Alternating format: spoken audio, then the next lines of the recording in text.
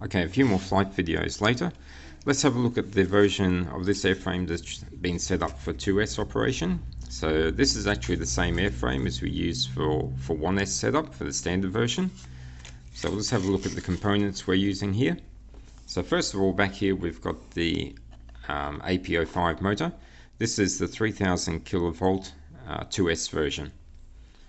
Okay, if we have a look underneath here, so in the bottom avionics bay, we've got the XP7A. So on this one, we're using the XP7A because it's a 1 to 2S version of the ESC.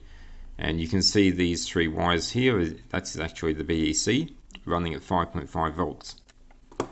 Okay, so because we're using this version of the ESC to support that motor, we can't actually use a standard micro receiver which run about 3.7 volts.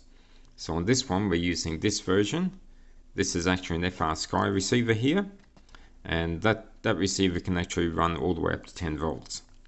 We'll have a bit of a better look at it here. Okay, so here's the receiver here.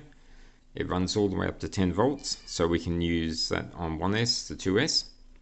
But of course, when we use that on 2S with our 5.5 volt BEC voltage, we also need a servo which can run on that voltage. And this is one we're using here. This is the BlueArrow servo. It's the 3013 metal gear servo. So it's a little bit bigger than the standard micro servos, so the wing ribs need to be adjusted a bit to fit that one in. But that's the standard voltage receiver we need, servo, so we need to use with that receiver to set up this 2S version. Okay, here we've got the battery. Let's have a look at the battery.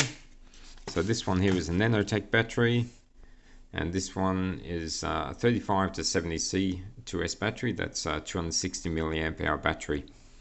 So this battery mounted right about this position here. Okay, that will balance the aircraft correctly.